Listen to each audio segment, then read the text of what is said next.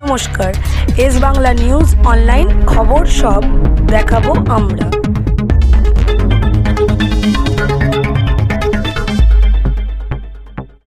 Chairperson এবং member secretary হলেন জয়রামন সাহেব।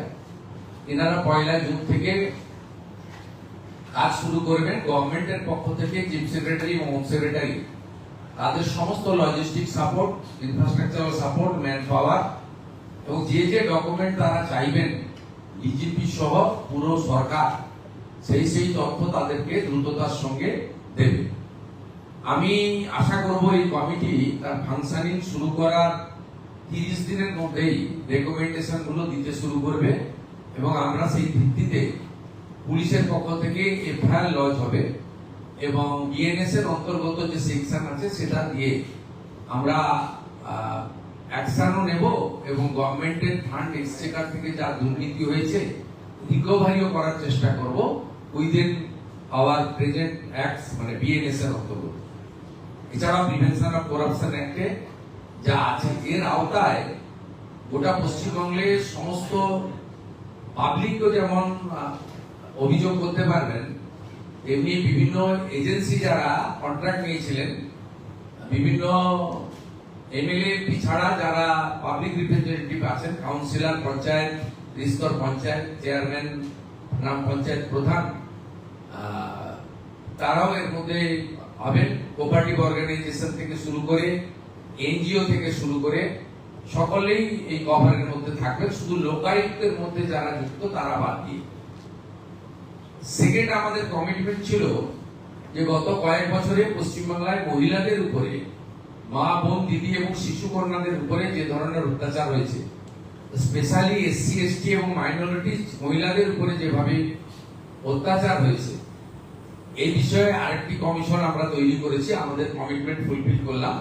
এর চেয়ারপারসন করা হয়েছে কলকাতা হাইকোর্টের রিটায়ার্ড জাস্টিস শ্রীমতী সমাপ্তি চ্যাটার্জিকে। তিনি চেয়ারপারসন হয়েছেন মহিলা নির্যাতন সংক্রান্ত বিষয়গুলি দেখার জন্য কমিশনের। সেখানে মেম্বার সেক্রেটারি আমাদের এডিজি র্যাঙ্কের আইপিএস অফিসার আমাদের শ্রীমতী দময়ন্তী সেন, তাকে মেম্বার সেক্রেটারি করা হয়েছে। মূলত মেম্বার সেক্রেটারিরা আমাদের গভর্নমেন্টের পক্ষে সমস্ত কোঅপারেশন করবেন এবং নেতৃত্ব দেবেন এবং তারা পুরো অফিস চালু করে দিলে ডেডিকেটেড পোর্টাল কমপ্লেন দেওয়ার জন্য এবং আমাদের হোয়াটসঅ্যাপ নাম্বার, মেল সবগুলো দেবেন এবং পুরনো পেন্ডিং জিডি বা এফআইআর যেগুলো পড়ে আছে সেগুলো কালেক্ট করবেন এবং NHRC, SC commission, ST commission, OBC commission, minorities commission, শিশু ও নারী অধিকার কমিশন, রাজ্য এবং কেন্দ্রের যত রেকমেন্ডেশন এখন অবধি পড়ে রয়েছে সেগুলো ওনারা প্রাথমিকভাবে নিয়ে নেবেন এবং এই দুজন মেম্বার সেক্রেটারি চেয়ারপারসনের পারমিশন নিয়ে তারা বিভিন্ন থানা এবং জেলাতে স্পট ভিজিটও করবেন এবং স্টেটমেন্ট রেকর্ডও করবেন। সবাইকে কলকাতা আসারও দরকার হবে না এবং জনশুনানির মতো আয়োজনও বিভিন্ন থানা স্তরে তারা করবেন এবং এর পুরো বিষয়টা তারা বিস্তারিত আকারে অফিস পেয়ে গেলে চেয়ারপারসনের সঙ্গে কনসাল্ট করে আপনাদের মাধ্যমে জনগণকে জানিয়ে দেবেন এবং এইটা একেবারে ওয়ার্ল্ড লেভেল, ভিলেজ লেভেল পর্যন্ত মানুষ জানতে পারবেন, তারা তাদের অভিযোগ নথিভুক্ত করবেন। এক্ষেত্রে কেবলমাত্র সুপ্রিম কোর্ট, হাইকোর্ট এবং সেন্ট্রাল ইনভেস্টিগেটিং এজেন্সির যে তদন্তগুলি চলছে সেই মামলাগুলির ক্ষেত্রে নির্দিষ্ট কয়েকটি মামলাগুলি ছাড়া বা সেই সংক্রান্ত ব্যক্তিগুলি ছাড়া অন্য মামলাগুলি প্রত্যেকটাই তারা দেখবেন। প্রয়োজন হলে ফাইনাল রিপোর্ট দিয়ে দেওয়া এফআইআর গুলোকে, চার্জশিট গুলোকে নতুন রিওপেন করা, নতুন এফআইআর নেওয়া এবং চার্জশিটের সাপ্লিমেন্টারি চার্জশিট দেওয়া এবং দৃষ্টান্তমূলক শাস্তি কনভিকশনের ব্যবস্থা করা, সেটা মাননীয় দময়ন্তী সেন মহোদয়া, member secretary of this commission, under the guidance এবং under the recommendation of the chairperson retired justice Samapti Chatterjee, তার গাইডেন্সে করবেন। আমরা অনারেবল দুজন এক্স জাস্টিসের কনসেন্ট মাননীয় সিএস সংগ্রহ করেছেন, লিখিতভাবে তারা কনসেপ্ট দিয়েছেন, দে আর এগ্রিড। আর আমার সাথেই দুজন মেম্বার সেক্রেটারি আইপিএস এখানে বসে আছেন। আমরা ক্যাবিনেটও অনুমতি নিয়ে এটা এই আগামী কয়েকদিন তাদের ইনফ্রাস্ট্রাকচার বা অন্যান্য support, man power, logistic ready করবেন। 1 জুন থেকে তারা কাজ শুরু করবে।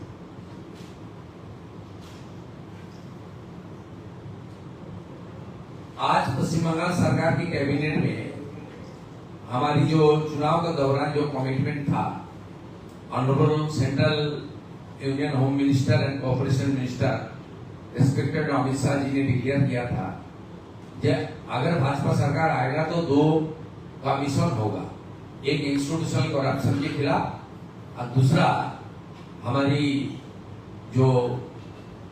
हमारी गर्ल चाइल्ड से लेकर हमारी वोमेन के ऊपर जो अत्याचार हुआ है उसके खिलाफ आज कैबिनेट ने मंजूरी दे दिया और 2 रिटायर्ड कलकत्ता हाईकोर्ट के जज भी कंसेंट दे दिया।